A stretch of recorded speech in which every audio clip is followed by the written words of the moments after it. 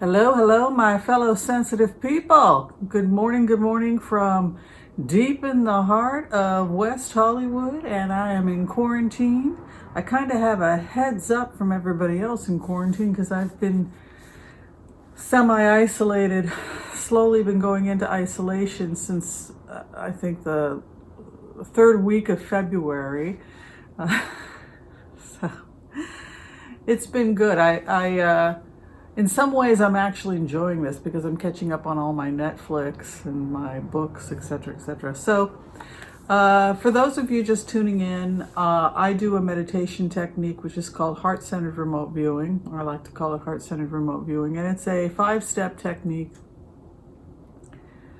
where in the meditative state we attempt to literally sit in the shoes of another person in order to feel empathy for them and to see the world as they see the world. And it's based on a couple of different meditation techniques that I've studied. Vipassana is one of the techniques I've studied, some of the Tibetan empathy techniques. What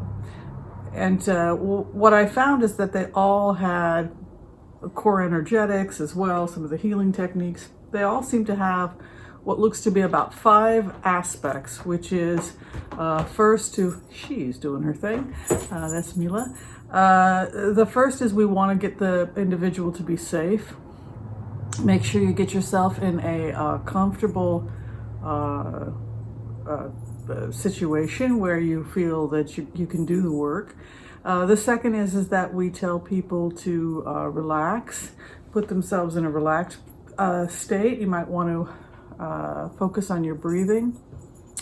Then we have a person try to ground themselves by bringing energy, white light energy up from the earth, and then we bring white energy. Let me just raise this from the sky, and we bring them together into the heart chakra, the 3rd and 4th chakra. We open ourselves up to love. We abide in that love, and we allow that love to expand outward. And then the 4th stage of the remote viewing technique is that we pick a target, or we pick a direction we're going to try and connect with our heart chakra, and using our gut to guide us. As an interpreter, we attempt to make a connection or contact with another individual and merge with that individual energetically to such an extent that we literally feel that we are in the shoes of another person. And in the shoes of that other person, we attempt to view the world, connect with them, and see the world as they see the world.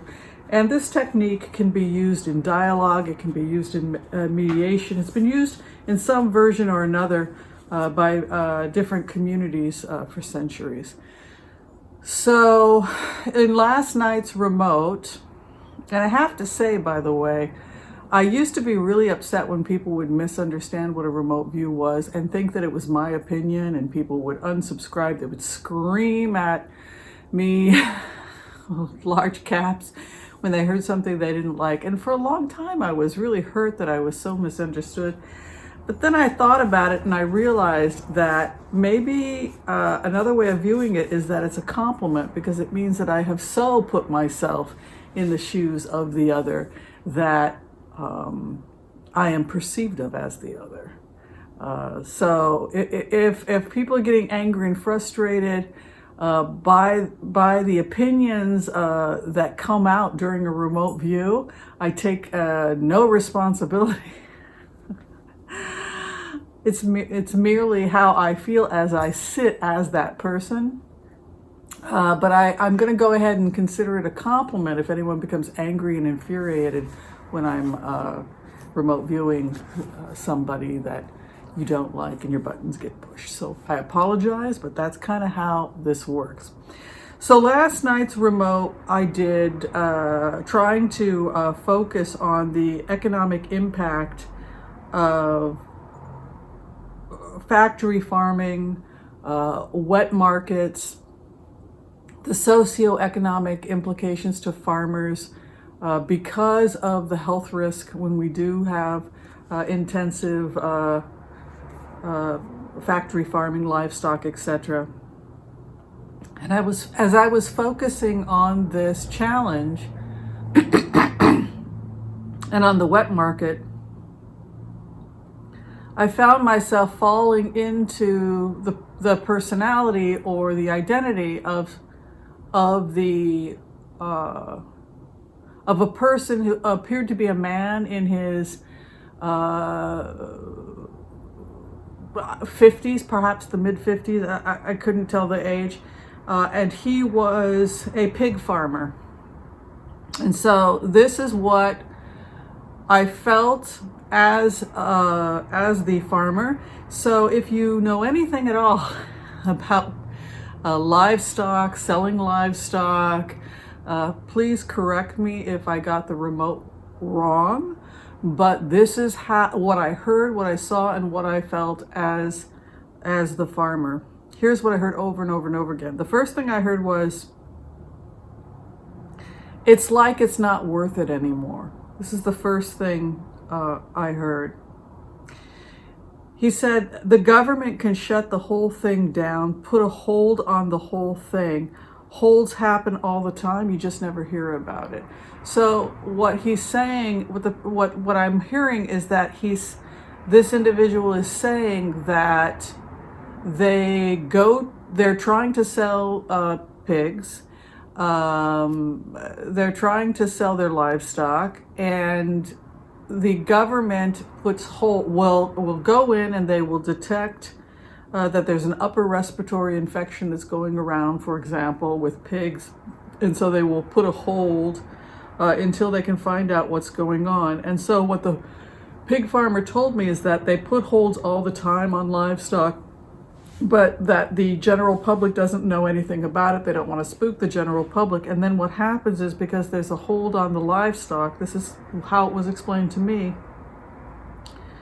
the farmer then cannot get rid of his livestock. He has to feed the pigs. And then he winds up in a financially delicate situation because he's holding onto the livestock, having to feed the livestock. There's a hold because of a health concern, and this is a continuing problem. So it eats up the profits. He's holding onto the livestock, eats up the profits because he can't sell them. By the time he sells them, he's not going to get a good price. So he said the biggest problem we're having right now with the hogs is upper respiratory infections. And so the question is about whether or not this coronavirus can be passed to animals. We know that avian flu in Missouri passed to pigs in 1917, 1918, and that soldiers, and at that point genetically, because pigs are so similar to humans, there was cross-contamination. In plain words, it went from the pigs to humans, and it became what came to be known as the Spanish flu. It actually came out of Missouri. And then it can go the other way around, where parvo, for example, which is a minor virus in human beings, can cause a rash, etc., but can actually kill a dog. So yes, there is zootic sharing of viruses between humans and animals. But what this pig farmer was saying is that, and I looked it up, the coronavirus different types of coronavirus can be spread via pigs. And he goes on to say, with the dairy herds, we see a lot of cancer. So he was saying that not only do we see a lot of coughing, upper respiratory infections with pigs, and then they'll put a hold, the test to see if there's an infection, you can't sell your cattle, etc., etc. But he said that we're also seeing some problems with our dairy herds. He said older dairy herds often will get cancer, and we know that it's the drugs. They give the dairy cows a lot of drugs, but we're not supposed to say anything, but we all know that it's true. So what he's saying is that they're seeing advanced inflammatory breast cancer in the cattle, and it's very obvious that industrial farming is what's causing it. We all know that, but none of us say anything about it.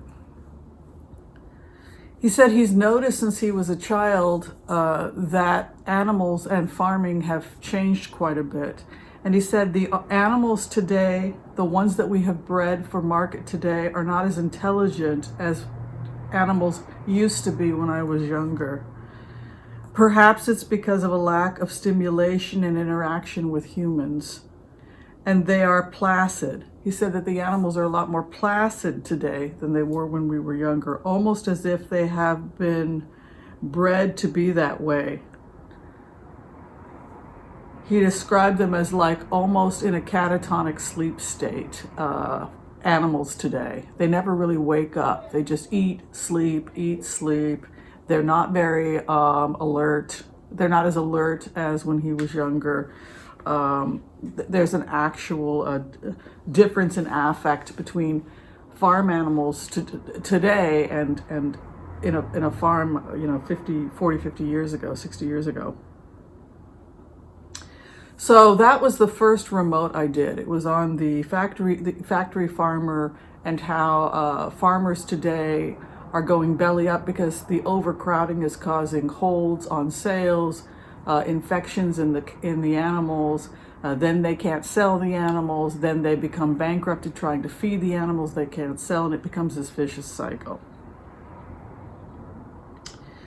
The second part of the remote that I did on the virus was that I found myself back in the Passover story because that was the tradition I grew up in as somebody who's Jewish, and studying the idea of the angel of death and these stories and these allegories from the Torah. And I realized that taking stories from the Torah literally is almost like focusing on the getting lost in the trees and not the forest. It's missing the whole point of how powerful these stories can be. And in the story of Exodus, we see what the story is really about: the collapse of civilization. That was something that I meditated on in the remote viewing. And the civilization begins to collapse in a ranked society, a centralized government where the majority of the people are being oppressed or subjected to slavery-like conditions.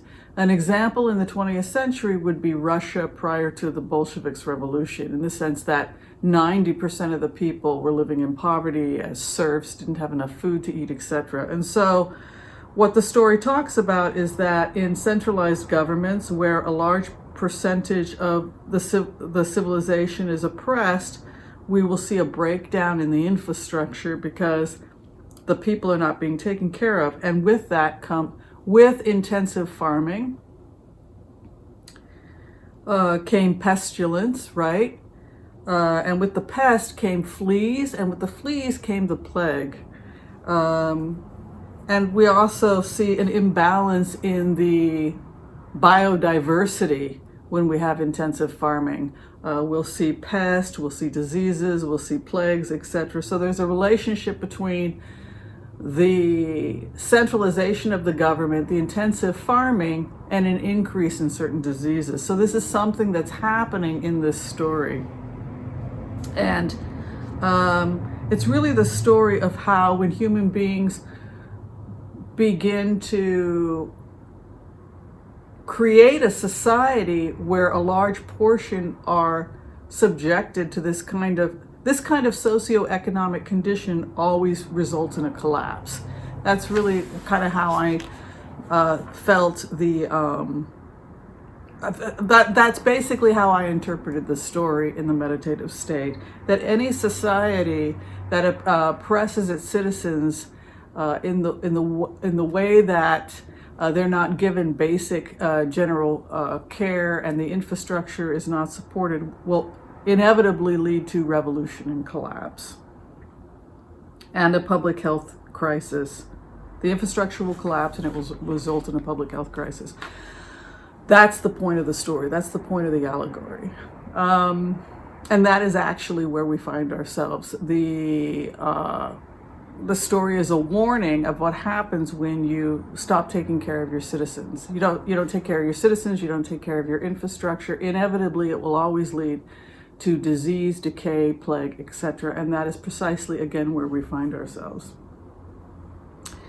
The third part of the meditation was in meditating on the origins of the virus. And this is really interesting because there are a lot of rumors going around about the fact that the virus was man-made, that it was genetically engineered. So this kind of threw me back into studying virology, studying the origins of viruses, studying the classification of viruses, and also looking up what types of viruses are currently being researched for their biological warfare. And actually the coronavirus is not on the list of biological weapons. It was not traditionally, it has not been used as a biological weapon. Biological weapons that they've looked at is anthrax, smallpox, and some of the emerging viruses like Ebola. However, when I did go into the meditation, it looked like they had detected this novel coronavirus in some of the animals much earlier than they let be known to the public. And that was probably why they were hiring scientists that specialized in researching the coronavirus, because they suspected that they had that they had detected a new virus. When I went into the wet market and tried to put myself in the shoes of the animals that were carrying these viruses, I found myself in a really interesting situation. I found myself as an animal that was extremely sick. And it reminded me of visiting sick relatives in an ICU or in hospice, where as the body breaks down, it becomes riddled with disease, sepsis, viruses, etc. And this is part of the death and dying process. And unfortunately, in the wet markets, when I sat in that energy, I saw the death and the dying of all of these animals in overcrowded conditions, sharing diseases, sharing upper respiratory infections, sharing various different infections because they were in a state of chronic disease, and many of them were dying. And that was because in the wet market, they didn't have adequate nutrition, water, hygiene, care, and they may have been living in horrific conditions for days or months or even longer. And so the general health of many of the animals in the wet market was quite poor. And I felt that whichever animal this was that became the kind of toxic soup that riddled the market was probably an animal that was very, very, very sick, barely alive, had no immune system left, and had been suffering terribly for a very long time. As I continued to meditate on this and followed the energy, I saw that China would be held accountable by the world, in the sense that not that they intentionally released a bioweapon, but that their irresponsibility in terms of public health placed the entire world at risk and cost the entire world many, many lives and trillions of dollars globally. And this goes back to this idea of the butterfly effect, that everything we do is in fact connected, that if a butterfly flaps its wings in Wuhan, China, the entire world, whether we are consciously aware of it or not, will be affected. And the virus teaches us that, in the sense that animals were overcrowded, malnourished, dehydrated, chronically sick, and dying in deplorable health conditions, a public health crisis, and eventually it found its way on our front door, that we're all beholden to one another, and that even what happens in a remote area of China will ultimately have consequences for all of us, the interconnectedness of all of it.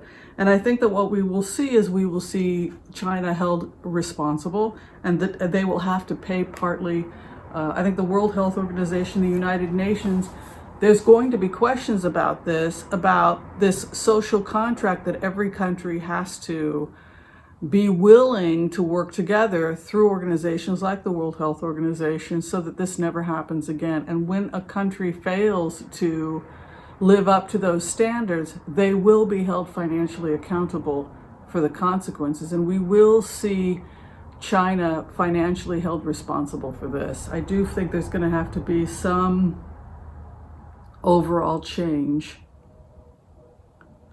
And we're seeing the global health crisis leading to changes in how human beings produce meat production, whether or not it's even worth it to continue producing meat the way we've been producing meat. All the holes, all the expensive nature of it, the problems with the ecosystem, the problems with animals as carriers, etc. All of that's going to have to be addressed in the future.